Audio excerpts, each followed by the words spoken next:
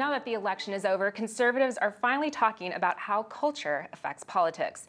One man's been preaching this for many years, and that's best-selling author Andrew Klavan.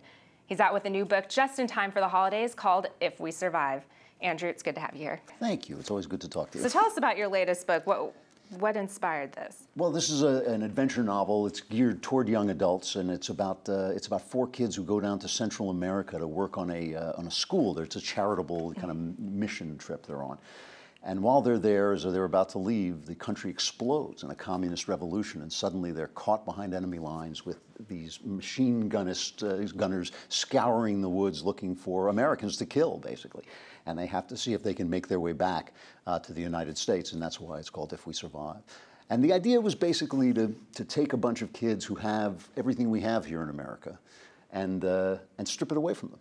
And you know, all the things we take for granted, the rule of law, freedom to say what we want, you know, kind of a comfortable world, and just take it all away and see how they build up their values and their actions from the ground up. And a lot of them have to get rid of certain stupid assumptions, simple assumptions that you can make when you're safe that suddenly don't play so well when you're dangerous. I didn't realize it was going to become a metaphor for the next election, but apparently it did. Yeah, I was going to say, we're all now stuck in this communist revolution.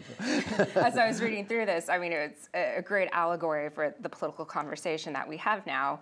See, allegory, I brushed up on my literary terms just for you. But yeah, I mean, you have some of the characters, like Jim Nolan, one of the kids, who's, you know, your typical apologist, you know, American.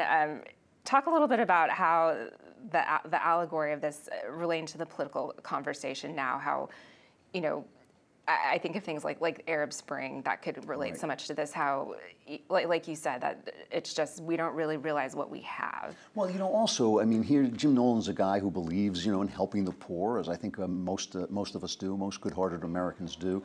He's read a book by the guy who wants to become the dictator of this country.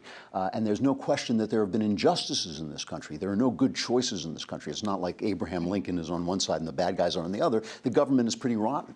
And so he's read a book by the guy who wants to be the dictator, and the book is for freedom and for the poor, and he just thinks, well, if that's what he's for, that must be a good thing. But of course, it all depends on, you know, how you do it, and it all depends on what you really want to do.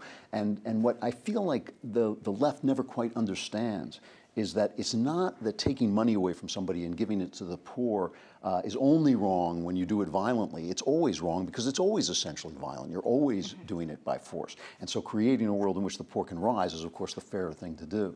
But the romanticization of communists, Che Guevara, people walk down the street wearing the, you know, I'm wearing a murderer on, you know, as if it's like wearing Hitler on your T-shirt, you know.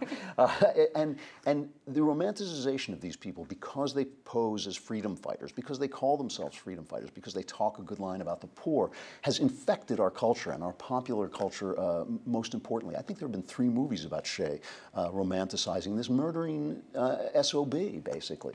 And so I wanted to put a guy into a situation where all those cliches come out, and he says, oh boy, it's a revolution, how wonderful, Che is really here. And then he finds out who these people really are. I wanted to write a story that takes place in the world as it is, not in the world as leftists have been rewriting it in our popular culture for the last 50 years. Yeah, exactly. And I mean, these are people that don't listen to reason. And talk a little bit, too, about just the idea of American leadership in the world, because, you know, it may not be perfect, but if we're not there to lead, you know, what's going to fill that vacuum? Right. You know, one of the things that the left does that drives me crazy is they compare us to perfection, and we fall short.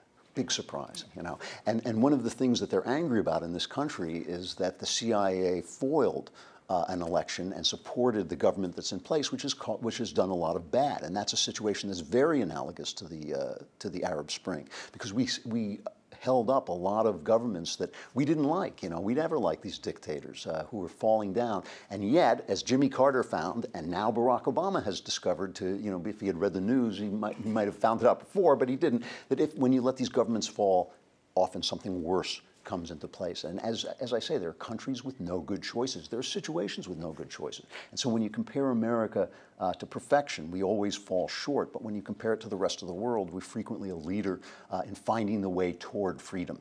And when we lose that perspective, the world loses a leader toward the good. Yeah, and I really like about this, I mean, you not only have a political message, but I also like, too, the theme of courage. And, the main character in this book really kind of discovers, what it means to be, to be brave and to really become a man. Talk a little bit about the themes of courage and faith in this novel. Well, that's another thing that always bothers me when you live in a country that's as essentially peaceful as this country is, and it hasn't been invaded. We haven't had war on our territory. If you exclude 9/11, we haven't had war on our territory since the Civil War.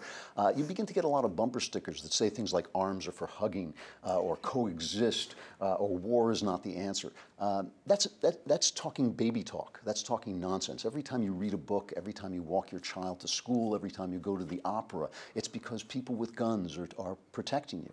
They're protecting you on the streets in the form of policemen. They're protecting you on the borders in the form of soldiers. And when those things are stripped away, as they are in this novel, suddenly all those those things are stripped away. Those verities, those silly, that baby talk slogans, they disappear. And suddenly you have to find something very basic within yourself, which is courage. And one of the characters in this, actually one of my favorite characters, my wife accused me of falling in love with her, is a woman named Meredith, who is essentially fearless, and there comes a point where she sort of explains why she's fearless, but she's not what she, I always complain in movies that they have women who do the action things that men do, and the reason I complain about that is because that's not true of most women. Most women, if they throw a punch and they punch a man in the jaw, he doesn't go flying backwards, they break their hands, so that's not an option for most women. And it's certainly not an option for women who look like the women in movies, And so I wanted to create a character who was a woman and who could do only the things that a woman could do physically, and yet projected a fearlessness that made her rise above even some of the action heroes in the book. And so she becomes a kind of guide, in a way, to what makes people fearless and what that means and why it's necessary. Yeah, and I think one of the things about Meredith's character that was so great is a lot of her strength derived from her faith. She was very, had her convictions and her values. Talk a little bit about the role of faith and prayer. I think one of the great lines that I always liked in the book was, don't think about what's happening now, just pray, and yes, you'll face what comes. Talk a little bit about that and the message of that. Well, that line actually does come from the New Testament. I'm always very bad at Bible quoting. I always admire these people who know the numbers in the books, but I just remember the sentiments. But it's don't worry about anything, pray about everything. And I compare that to a line by Ernest Hemingway, who said that courage is largely a matter of suspending your imagination, which is basically the same thing. It's like, don't project what might happen into the future. Simply, ask for guidance and help and go forward. One of the things that really bothers me is that people of intellect in this country, on the right and the left, have come to feel that atheism, materialism is default wisdom. That is, the people of sophistication, people of intellect don't have faith. That's an illusion that's created by our comforts, once again.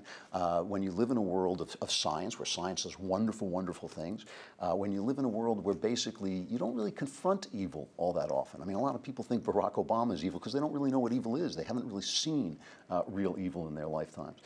It becomes very easy to think that the world is not a place requiring base-level morality. But that's an illusion. It's an illusion that's created by comfort, and it's one of the reasons that comfortable societies go down the drain. In If We Survive, when all those illusions are taken away, faith is basically the only thing you've got, and it begins to make sense. This is why after World War II, when we had such a convulsion, such a cataclysm, a lot of intellectuals returned to faith when they realized there is such a thing as evil. There is such a thing as a bottom line of morality. That's the situation these kids are put into, and that's why Meredith becomes such a guide to them, because her faith has given her this. It's not courage, it's almost fearlessness. It almost lifts her above fear. Even though she experiences it, she's lifted above it by her faith, and that becomes a guide to the people in the book. Now, you've been such a good observer on the culture. You have your segments here on PJTV. Talk a little bit about, I mean, you've written crime novels, you're now writing young adult fiction.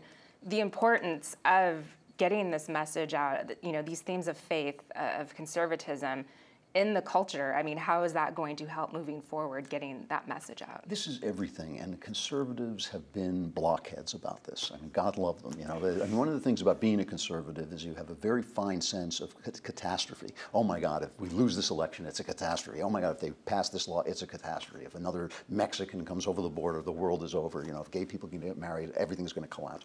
You know, conservatives are very good at that, and so they're always rushing off to put their finger in the dike, you know, to keep the water from flowing in, and they forget about the long game.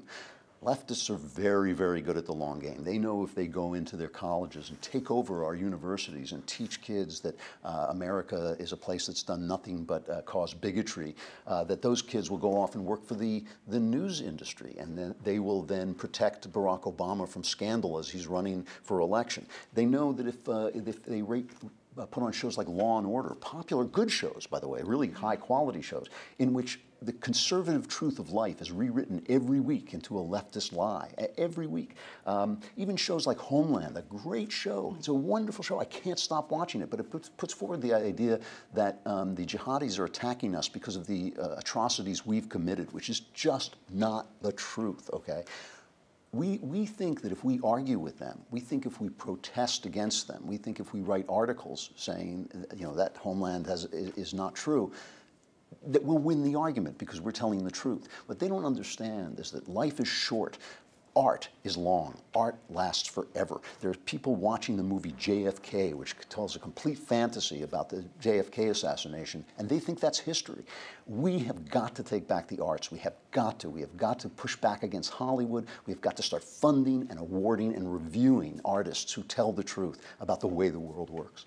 Well, I think this is a good first step right here. It's called If We Survive. Andrew, thank you so much for joining us today. It's a pleasure. Thank you very much. And be sure to pick up Andrew's new book, If We Survive, available now at any fine retailer.